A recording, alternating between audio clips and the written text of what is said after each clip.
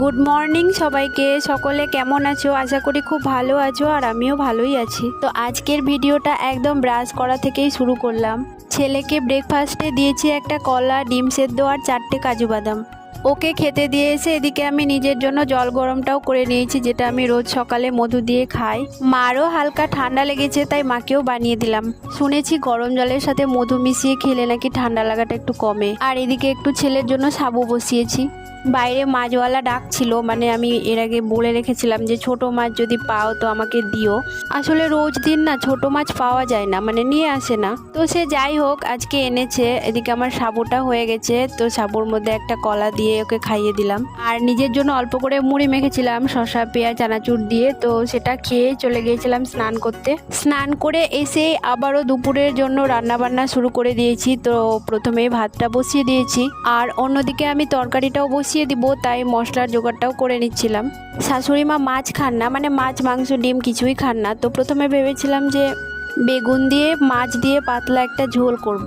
তারপর আবার ভাবলাম থাকগা মাছটা এমনি ভেজে নিব। তো এখন আমি করছি আলু বেগুন কচু বড়ি দিয়ে একটা তরকারি। এদিকে আমার ভাতটাও হয়ে গেল। ভাতের ফ্যানগুলো আলাদা করে নিচ্ছি। সব সবজিগুলো তেলের মধ্যে দিয়ে ভালোভাবে কষিয়ে নিয়েছি। এখন আমি বেগুনগুলো আলাদা করে নেব। মশলার সাথেও কষালে না, মানে বেগুনগুলো আর গোটা হয়ে থাকে না, মানে খাওয়ার সময় বেগুন আর খুঁজে পাওয়া যায় না। তাই বেগুন দিয়ে কোনো তরকারি করলে না আমি এভাবেই রান্না করি। ঝোলের জন্য জল দেওয়ার সময় বেগুনগুলো দিয়ে ভালোভাবে ফুটিয়ে তারপর নামিয়ে নিই। এখন করব তেঁতুলের টক। এই মাসে নাকি তেঁতুল খেতে হয়। আমার শাশুড়ি মা বলছিলেন টক খেতে পছন্দ করে না এমন মানুষ খুবই কম, আর সেই কম লিস্টের মধ্যে আমি একজন। কি জানি টক জিনিসটা না খুব একটা আমি পছন্দ করি না, মানে আমি খেতেই পারি না। অল্প করে পেঁপে ভাজা বানিয়েছিলাম, তো সেটাই করছি এখন। আমাদের একটা পেঁপে গাছ আছে, ছাদ থেকেই পাড়া যায়, তো মাঝে মধ্যে পেড়ে আনি দিয়ে তরকারি করি। আর সব শেষে মাছটা ভেজেছিলাম। আর জানো তো রান্না বান্না করতে করতেই আমার ছেলেটা আজকে ঘুমিয়ে গেছে, মানে না খেয়ে ঘুমিয়ে গেছে। এখানে একটু ডাল বাটছি, মানে শাশুড়ি মা ভাত দিয়ে খাবে তাই ভিজিয়ে রেখেছিল।